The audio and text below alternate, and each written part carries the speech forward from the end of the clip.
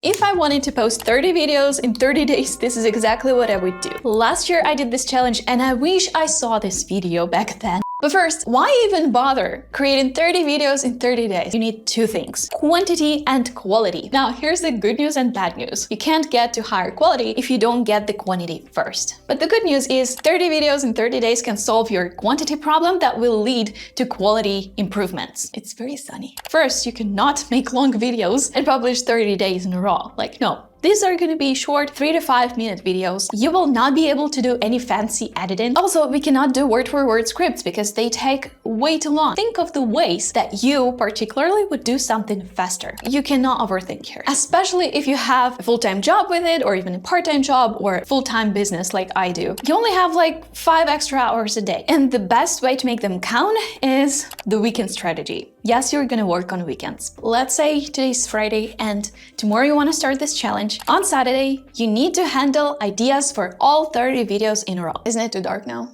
It is probably. I was worried I don't do enough steps, but actually with this filming session, I do a lot, like going back and forth like this.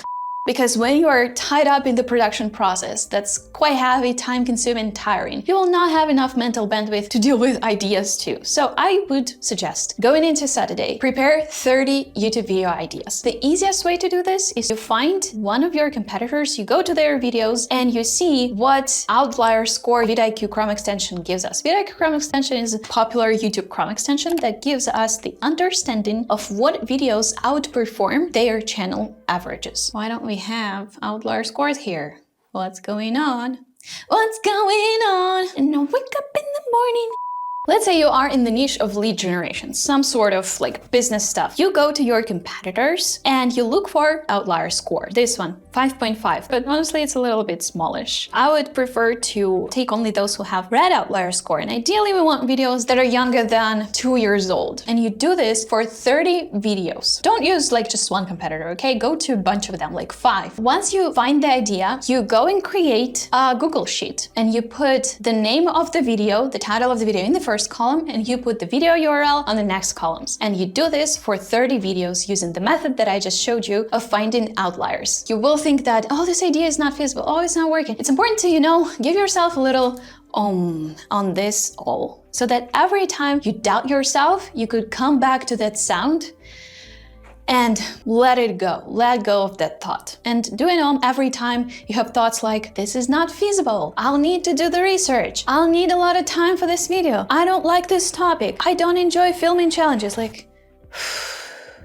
the answer to everything is Since you have the time limit, your creativity will find out how to do that. Now, the same next day, you will need about 4 hours more or less to collect all 30 ideas. If you use the technique, of course. If you don't, I cannot guarantee anything. Now, you need to script all those 7 videos the same Saturday. It will also take you like at least 5 hours. What I suggest is to use the technique that I heard from Vin Jan. Amazing channel, talks about communication skills. He's talking about the 3-2-1 framework. Whenever you have a topic and you need to talk about it in a very limited time, you better pick one of these options. You choose to speak on 3 steps in this topic, 2 types in this topic, or 1 thing in this topic. For example, let's say you chose the topic science-backed productivity habits for students. You can choose one of these 3 options. I would go with 2 types of science-backed productivity habits for students. Literally took me 5 minutes to outline that thing. I was thinking that, what are 2 types of habits for students? I think one type is what you do before studies, and second type is what you do after you study, right? So before studies, this could be maybe doing a meditation before you study because it improves your focus. I need to find one study that says that meditation improves the focus in order to prove this point in the video. Okay, second type, what you do after studies to improve your productivity. Maybe you need to do a small ritual that would indicate the end of your study day. Maybe this is lighting a candle, or it's just shutting down your computer and closing eyes for 5 minutes. Okay, we got 2 types, we got 1 habit on each type. The video outline is done. And this is going to be very valuable because if I were a student, I would definitely want to know that 5-minute meditation would increase my focus when I start studying. And this is going to be insightful, short, it won't take hours. So highly suggest this 3-2-1 framework as one one of the ways to script videos fast. Now, what I also like to do, you don't have to, but what I like to do is to go one more through the outline and add a couple, like 2-3 B-rolls to illustrate my points more. And then when I record a video, I record a B-roll after so that my video is more visual. But it's important to understand, if you're short on time, you are short on time. You cannot record big videos. Maximum 3 points per video. That's it, 3 points. You're done. Now, what do you do on Sunday? I can't believe we're just one day in, damn. Oh. God help me. On Sunday, you shoot 7 videos in a row. This is the 3rd video that I'm recording today. It's pretty hard. It took me at least 2 hours already. Shooting 7 videos, it should take you like 5 hours. If you want to make sure that your frame looks nice, watch this video about the setup with an iPhone filming. It has a lot of good insights, but don't go further than that. We don't have time to create like perfect setup. It should be simple, minimal, but nice. Now, what you do when you are recording videos, you yap, but not for too long. Also take breaks. After each video, drink some tea or water, stay silent, close your eyes, because 7 videos in a row is not easy. Also, get used to it. Get used to being tired. Also, in the first Sunday, you should record thumbnail pictures, but you do it just once and you can use this for all your videos moving forward. Now, how to record the thumbnail photos is like you record a video, but you give different poses and then you screenshot those poses from the video. Once you've done with filming, congratulations. You just need to upload everything on your computer, sort it the same day. It's important to do it the same day, and you're done with your weekend session. It was too hard. I just wanted it stopped. Now, what happens after this prep weekend? You are going to post daily after this prep weekend. Every day, set 2-3 hours maximum for editing your video. I know it sounds terrible. Like, how come can I edit a video in 3 hours? But as we told before, we can't have fancy edits. You just do the cuts, you remove pauses, you remove ums, you remove fluff and repetition. It's better to make it as short as possible and remove any rambling. You can use tools like Descript. It offers text-based editing, which might be easier for you. Also, it has auto cut for silences and fluff words. Kling AI also does that. Premiere has AI feature that removes pauses and also text-based editing. If you're a beginner, if you don't know how to edit very well, I would suggest Descript or Kling AI. If you know how to use Premiere, stick to what you already know. For the video editing, you need to do 3 things only. I described them in the video that talks about how to edit videos in an hour. Just to reiterate on that a little bit right here. For your every video, you need to structure, illustrate, emphasize. Structure. You need to indicate the beginning, the middle, and the end of your video, and all the chapters it might have. So you need to create title cards for every chapter. Title cards are something like this that shows the name of your chapter. If we come back to the example of productivity habits, you go like habit type 1 before study. This is how you structure. If you have lists, you may show the list because it helps to structure. Now, illustrate. Do this only when necessary. You can actually omit this, depends on your video, but for illustration, you use some diagrams, maybe some photos of people that you mentioned, maybe some photos of studies that you mentioned in the video, maybe you use B-rolls that you recorded. But this could be very sparing throughout the video, like 2 to 3 things to illustrate. Then emphasize. For some moments that you think are important, right? For some phrases that you want people to remember, you put the text on screen. For example, throughout this video, I told multiple times that you are short on time, right? And in order for you to remember that very well, I might emphasize this phrase by adding the text of repeating exactly what I said so that you guys remember that you are short on time. So do this for some phrases that you find important and you want people to remember. Also for emphasis, you can use some zoom ins, zoom outs, again, very sparingly, not overthinking. It helps with engagement and it helps you emphasize something.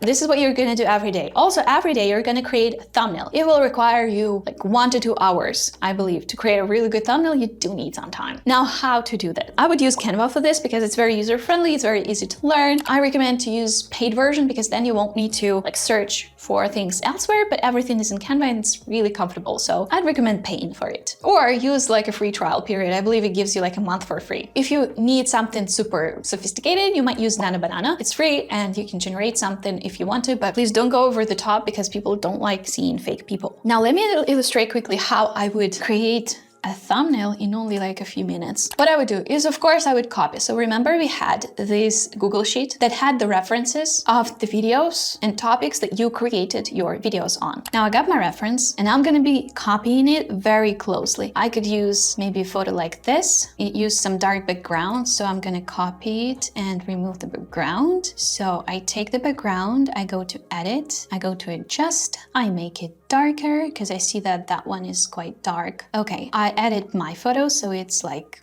more.